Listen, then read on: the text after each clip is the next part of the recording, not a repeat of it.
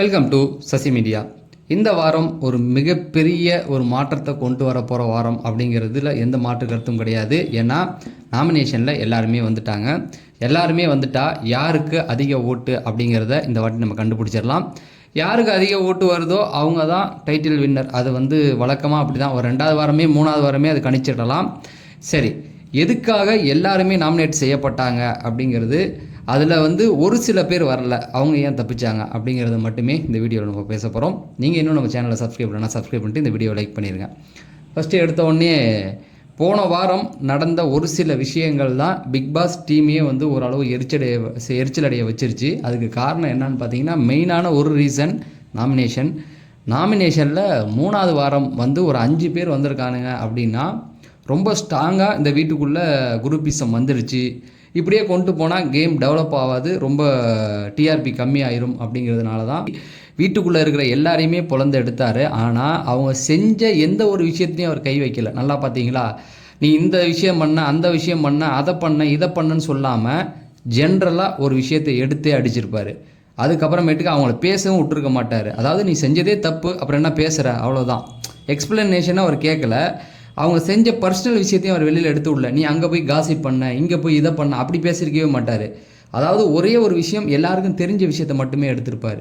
இதுலேருந்து என்ன அப்படின்னு பார்த்தீங்கன்னா, அவங்கள கேம் விளையாட வைக்கணும் அப்படிங்கிறது தான். உன்னுடைய ரகசியத்தை நான் சொல்ல மாட்டேன், நீ சேஃபாகவே இரு, ஆனால் ஒரு சில அநியாயத்தை மட்டும் தட்டி கேட்பேன் அப்படிங்கிறதுனால தான் இது நடந்தது. சரி, ஓகே. இதனால் கேமில் என்ன மாற்றம் வந்திருக்கு அப்படின்னு பார்த்தீங்கன்னா, ஒரு மாற்றம் பிபி டீமே ஏற்படுத்தி கொடுத்தது. வைல்ட் கார்டு அவங்க போய் இன்றைக்கி வெளுன்னு வெளுத்துருக்காங்க. ஆனால் இந்த வாரம் அவங்க சர்வைவல் ஆனதுக்கப்புறம் தான் தெரியும் அவங்கள்ட்டேருந்து கண்டென்ட் வருதா இல்லையான்னு. ஓகேங்களா? ஃபஸ்ட் நாள் எல்லாருமே அதை பண்ணி தான் ஆகணும். அதை ஒரு டாஸ்க்காக கொடுப்பாங்க. அதை பண்ணலைன்னா அவங்க அங்கே வீட்டுக்குள்ளே இருக்க முடியாது. அதை பண்ணிட்டு தான் அதுக்கப்புறம் இந்த 1 வீக்கில் அவங்க என்ன பண்ணுறாங்க அப்படிங்கிறது தான்.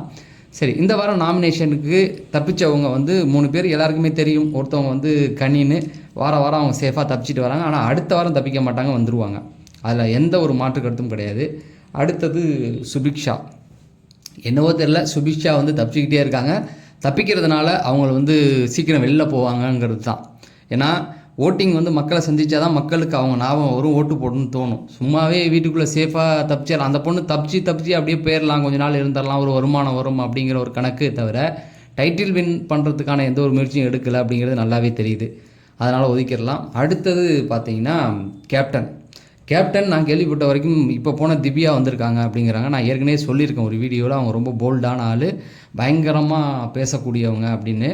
பட் வீட்டுக்குள்ளே அது எடுப்படுமா இல்லையா அப்படிங்கிறது தெரியல. ஒயில்ட் கார்டில் போன அவங்க கேப்டனாக வந்திருக்காங்க அப்படின்னா ஃபஸ்ட் வாரமே பெரிய டாஸ்க் அது. ஏன்னா அந்த வீட்டில் உள்ளவங்கள எப்படி ஹேண்டில், வெளியிலேருந்து பார்த்தது ஓகே, வீட்டுக்குள்ளே போய் வேறு ஒரு இது இருக்கும் இல்லையா? அதனால் அதில் சில விஷயங்கள் திணறல் இருக்கும், பார்த்துக்கலாம். ஓகே, இப்போ நாமினேஷனில் வந்தவங்க எல்லாருமே பார்த்தீங்க அப்படின்னா இன்னும் 3 பேர் இருக்காங்களா ஒயில்ட் கார்டு. ஒரு விஷயம் கேள்விப்பட்ட வரைக்கும் அவங்க வரல அப்படிங்கிறாங்க. ஏன்னா அவங்களால சில மாற்றங்கள் வரணும் அப்படின்னா ஒரு வாரம் வச்சு இது பண்ணணுன்னா சரியாக வரும் அப்படிங்கிற மாதிரி சொல்கிறாங்க. ஆனால் சிலர் என்ன சொல்கிறாங்கன்னா, இல்லை அவங்களும் வந்திருக்காங்க அப்படிங்கிறாங்க. மொத்தத்தில் எப்படி பார்த்தாலும் 15 பேர். வீட்டுக்குள்ளே இருக்கிறவங்கள ஒருத்தவங்க தப்பிச்சிருக்காங்க. ஸோ அவங்க பேரையும் சொல்லிடுறேன். அரோரா ஏன் தப்பிச்சாங்க அப்படின்னு பார்த்தீங்கன்னா, அவங்களுக்கு அடிக்க வேண்டிய எல்லாரையும் போட்டு வெளுன்னு வெளுத்துட்டாங்க, அந்த பொண்ணை விட்டுட்டாங்க அப்படிங்கிறது தான். ஸோ அவங்களுக்கு ஒரு ஓட்டாவது விழுந்திருக்கும். ஆனால் 2 ஓட்டு அப்படின்னு கன்சிடரில் அவங்க தப்பிச்சிருப்பாங்க. ஏன்னா விஜய் சேதுபதி கொடுத்த அந்த அன்பு கேங் உடஞ்சிருச்சு. அதனால் என்ன ஆச்சு அப்படின்னா அவங்களுக்குள்ளே நாமினேட் பண்ணியிருப்பாங்க அப்படிங்கிறது தான். அதனால் இந்த பக்கம் இருக்கவங்க அவங்களையும் இப்படி மாற்றி வரும்போது இந்த கூட்டத்துக்குள்ளே அரோரா தப்பிச்சிட்டாங்க அப்படிங்கிறது தான். சரி, அப்படி பார்த்தீங்க அப்படின்னா பார்வதி ஓட் பண்ணாலும் அவங்க நாமினேட் பண்ணாலும் அவங்க இருப்பாங்க அப்படிங்கிறது தான். ஆனால் அவங்கள கவனித்து பார்க்கணும். இந்த வாரம் அவங்களுடைய கேம் ஒயில்ட் கார்டு வந்ததுக்கப்புறம் அதே கேமா இல்லை மாற்றம் வருதா அப்படிங்கிற. ஒயில்ட் கார்டு போய் அவங்கள அடிக்கிறது வேலை கிடையாது. அவங்கக்கிட்ட ஒரு சில விஷயங்களையும் கொடுக்கணும். நீங்கள் இதுதான் பண்ணுறீங்க, இதை கொஞ்சம் மாற்றுங்க அப்படிங்கிறதையும் சொல்கிறதும் அவங்களுடைய கடமையாக தான் இருக்கும். அதாவது டைரெக்டாக சொல்ல முடியாது, உன் பேர் வெளில போகுது இல்லை, நீ கத்திக்கிட்டே இருக்க, பாயிண்ட் எடுத்து பேசு, சில இடத்துல சைலண்டாக விஜய் சேதுபதி சொன்னார்ல, அந்த மாதிரியான சில விஷயங்களை அவங்க சொல்லணும். அதில் அவங்களுக்கு மாற்றம் வரும் அப்படிங்கிற ஒரு நம்பிக்கை இருக்குது. அடுத்தது திவாகர். ஆல்மோஸ்ட் திவாகரை விஜய் சேதுபதியும் அடிச்சிட்டாரு, இவங்களும் அடிச்சிட்டாங்க. அவரே சொல்லிட்டாரு, நான் சொன்னது உனக்கு புரிஞ்சதுன்னா இந்த வாரம் உன் கேமில் மாற்றம் வரும்னு. பார்க்கலாம், அவருக்குள்ள மாற்றம் வரதுக்கு வாய்ப்பு இல்லை. ஏன்னா அவர் ஒரு மைண்ட் செட்லேயே இருக்கார். அடுத்தது பார்த்தீங்கன்னா, ஒன்று அவர் சண்டை போடுவார், இல்லைன்னா அமைதியாக இருப்பார். இதுதான் நடக்கும் பாருங்களேன். அடுத்தது கேப்டன் பிரவீன். ஏன்னா போன வாரம் பயாஸ்டாக இருந்தார் அப்படிங்கிறது எல்லாருக்குமே தெரியும், அதனால் கேப்டன் உள்ளே வந்துட்டார்.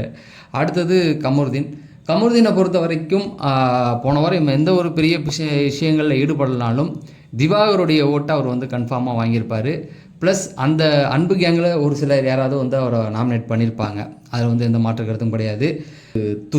துஷாரை ஏன்னா வெட்டியாக இருக்கான், சேஃபாக இருக்கிறன்னு நினைக்கிறவங்க அவனை போட்டிருப்பாங்க. அவன் ரொம்ப வெட்டியாகவே இருக்கிறான் அப்படிங்கிற கேட்டகரியில் அவன் வருவான். வேறு எந்த குறையும் சொல்ல முடியாதுல்ல, எதுவுமே ஏதாவது பண்ணால் சொல்லலாம், எதுவுமே பண்ணல அப்படின்ற கேட்டகரியில் அவர் வந்திருப்பார். எஃப்ஜே அவரும் அது ஆல்மோஸ்ட் வந்து எதுவும் பண்ணலை, ப்ளஸ் வெட்டிடுவன் சொன்னது, வைலண்டாக பிஹேவ் பண்ணது, அந்த கேட்டகரியில் அவர் வந்துடுவார். விக்கல்ஸ் ரொம்ப சேஃப் கேம் ஆடிக்கிட்டு இருக்கார். இந்த வாரம் தெரிஞ்சிடும் தலைவனுக்கு, ஏன்னா அவங்க சேனலில் ஓவராக ப்ரொமோட் பண்ணுறாங்க. அது முதல்ல உள்ளே வரும்போது நீங்கள் உள்ளே போங்க நாங்கள் பார்த்துக்குறோன்னு போய் விஜய் சேதுபதி கேட்டார். வெளியிலேருந்து என்ன பார்த்துக்குவீங்கன்னு கேட்டதுக்கு தான் இல்லை சார் நான் பார்த்துக்குறோம் அப்படிங்கிற மாதிரி சமாளித்தாங்க. வெளியில் ஓவர் ப்ரொமோஷன், என்ன தான் நீ ஓவராக ப்ரொமோஷன் பண்ணாலும் வீட்டுக்குள்ளே ஏதாவது பண்ணால் தான் வேலைக்கு ஆகும் அப்படிங்கிறது இந்த வாரம் தெரிஞ்சிடும்.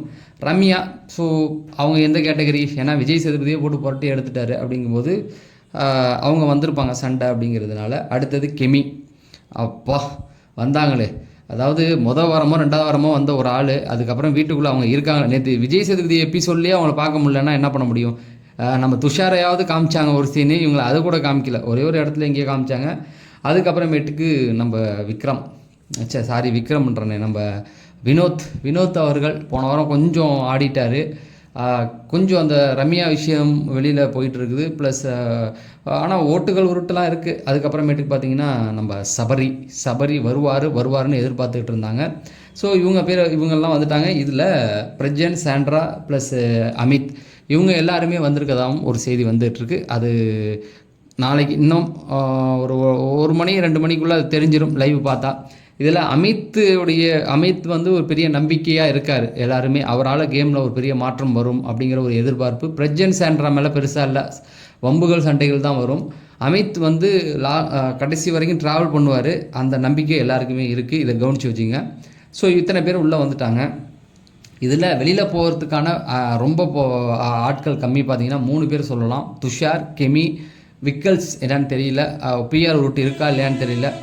ஏன்னா வெளியில் ப்ரொமோஷன் போகிறதுனால பிஆர் ரூட்டுகள் கண்டிப்பாக இருக்கும். இதில் கெமி, துஷார் என்னதான் இருந்தாலும் இந்த வாரம் கண்டென்ட் வரலன்னா துஷார் காலி. கெமியும் அப்படி தான், இனிமேல் பார்த்துக்கிட்டு இருக்க மாட்டாங்க, ஏன்னா ரொம்ப வாரம் பார்த்தாச்சு அவங்களெல்லாம். ஸோ இவங்க 2 பேர் தான் தூக்குறதுக்கு வாய்ப்புகள் இருக்குது என்ன தெரிஞ்ச வரைக்கும். ஒருவேளை இவங்க கண்டென்ட் கொடுத்தா யார் டம்மியாக இருக்காவோ அவங்கள தூக்கி போட்டுருவாங்க. இதில் இந்த வாரம் கண்டுபிடிச்சிடலாம். திவாகருக்கு ஒரு பக்கம் ஓட் பேங்க் இருக்குது, சபரிக்கு இருக்குது, விக்ரம்க்கு இருக்குது, வினயா பேரை சொல்ல மறந்துட்டேன், வினயாவும் வந்திருக்காங்க. வினயானே வருதுங்க, வியானாவும் ஓட்டிங்கில் வந்திருக்காங்க. அவங்களுடைய ஓட் பேங்கும் அதிகம். இவங்க 4 பேருக்கு தான் ஓட்டிங் நிறையா வந்துக்கிட்டு இருந்தது. பாக்கி எல்லாம் இவங்க தான் இந்த இதில் ஃபஸ்ட்டு வந்துக்கிட்டே இருந்தாங்க. திவாகர் ஃபஸ்ட்டு வந்தவர், அதுக்கப்புறமேட்டுக்கு வியானா வந்தாங்க. சபரி 2வது இடத்துல தான் இருந்தார். திவாகர் இருக்கும்போது 2வது இடத்துல தான் இருந்தது. வினோத் ரொம்ப பெரிய ஓட்டு பேங்க் வச்சுருக்க மாதிரி போன வாரம் காமிச்சாங்க. இந்த வாரம் தெரிஞ்சிடும் யாருக்கு ஓட் பேங்க் இருக்குது, யார் டைட்டில் வின் பண்ண போகிறா அப்படிங்கிறது. இந்த ஓட்டிங்கை வச்சே கண்டுபிடிச்சிருவாங்க, அவ்வளோதான்.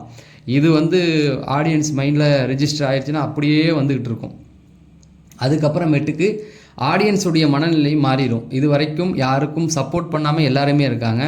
யாருக்கு ஓட்டு அதிகமாக இருக்கோ அவங்கள வச்சு தான் ப்ரொமோட் பண்ண ஆரம்பிப்பாங்க.